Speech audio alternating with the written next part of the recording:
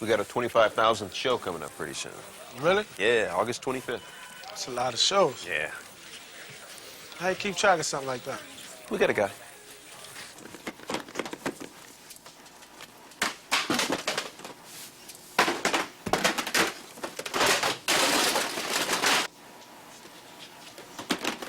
Hey, man.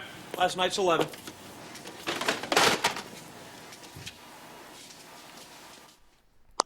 I'm not sure there's a mascot that gets more fun in the SportsCenter commercials than the Western Kentucky Hilltoppers. And we're doing that because we have Forrest Lamp joining us, San Diego Chargers. San Diego, good Lord, you're just blasting the past. LA Chargers offensive lineman joining us, man. And we had to have a little fun with that because thanks for the time, A, first and foremost. But B, I love asking guys that went to small schools. Like, I spent 20 years in Nashville. I'm very familiar with Western Kentucky, right? But when you come into the trash-talking element that is Saturdays for so many NFL locker rooms, like, what do you join into when you're trying to trash-talk everybody for college football's sake?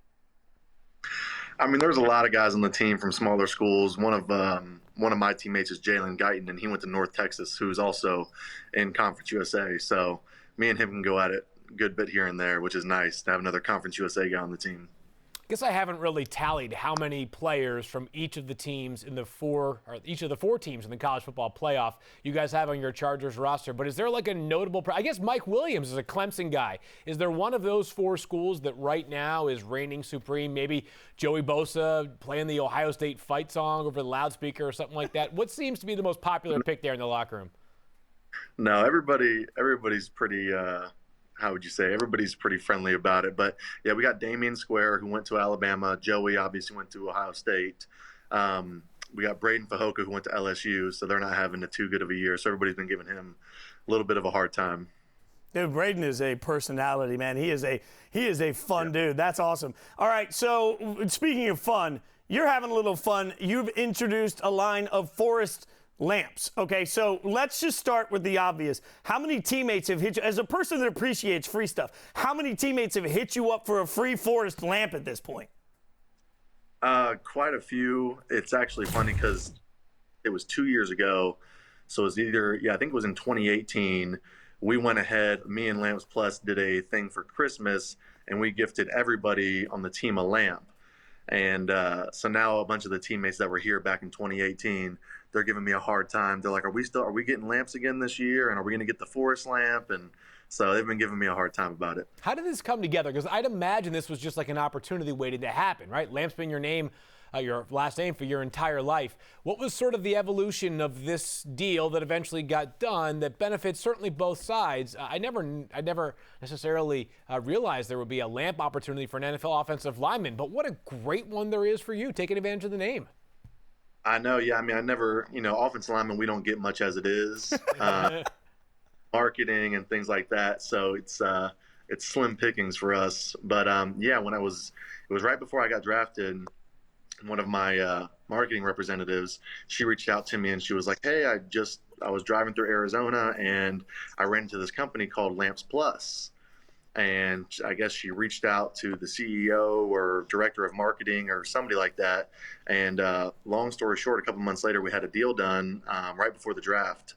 And, I've been with them the last 4 years now, and it's been a great partnership. So it's truly a blessing. All right, so we're having a lot of fun. Let's talk a little bit of football here, Forrest. And, let's be real. They're just asking me to be a professional right now. I have a Raiders tattoo on my body, so I have to apologize first and foremost for some of the things I may or may not have said a couple of weeks ago. Congrats on the win, or last Thursday, whenever the hell it was. Congrats on the win. I have to say that. But talk to me about what's made this season with Justin Herbert particularly so special to watch for you guys.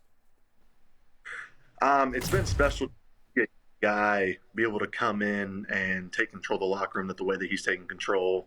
And obviously we had a unfortunate event with Tyrod, and he was our QB1 to start with, and it's just unfortunate because we all love Tyrod, but to see him step up, I think he found out maybe 30 seconds before the kickoff that he was going to be the one starting, and just to see him come in and not skip a beat, it was just like he was at practice, and it was just awesome to see. He's a great guy, and he's got a great future ahead of him. Walk me through that moment, because we almost forget that that's the way the season started. For you as a player, what was it like to find out so last second that your quarterback was changing? It it was a little scary with him being a rookie, and you know, you just never know because he's never been in a game situation, especially this year with no preseason games. That was really tough for a lot of the undrafted guys and the rookies who just have never gotten to play in an NFL game. And I remember how much those games meant to me, you know, coming in off of an injury and whatnot. So for him to not have any of those games under his belt, you know, the O-line found out right when our kick returner caught the ball. They're like, hey, 10's going in, Tyrod. And, you know, all of us were like, all right, well, we just got to do our job and, you know, make him as comfortable as possible. And, you know, he was up for the challenge. He's a great player. As an offensive lineman, you are obviously part of the 5 layers of protection, but you guys also kind of have, you guys are the locker room enforcers as well. When something is a little bit haywire, you got to make sure that things are kept on the straight and narrow. When Justin Herbert walked out of, I believe, the weight room, I think John Lott, your strength coach, was the man who gave him his haircut. And he went from those unbelievable locks to this like 13-year-old looking buzz cut kid. What was your first reaction? And if we were allowed to go to bars right now, would Justin Herbert even be allowed into a Los Angeles bar? He looks like he is in 9th grade. He is. He does. He looks young. Our first reaction was, you know, who the hell cut your hair? And it was Coach Lott, unfortunately. He's not a good barber. But, you know, that's just who Justin is. He's just a guy that doesn't care. He's just a guy that is here to play ball, and that's what he's mainly here to focus on. And that's, if you guys truly knew him personally, that's how he is. He doesn't, even if the bars were open, Justin wouldn't be there. He'd be here studying and doing as much as he could to win his games. Forrest, you're not supposed to make me like the guy, dude. Like, I got a generation coming where I got to root against him. Good Lord, Forrest. Hey, man, we appreciate your time. Congratulations on the lamp. They are awesome. I'm just going to say I'm jealous. I wish I had a cool name like you do. Congratulations on that, and thanks so much for giving us your time. Happy holidays, my friend. Thank you, guys. I appreciate it. Have a good one. Thank you for watching ESPN on YouTube. For live streaming sports and premium content, subscribe to ESPN+.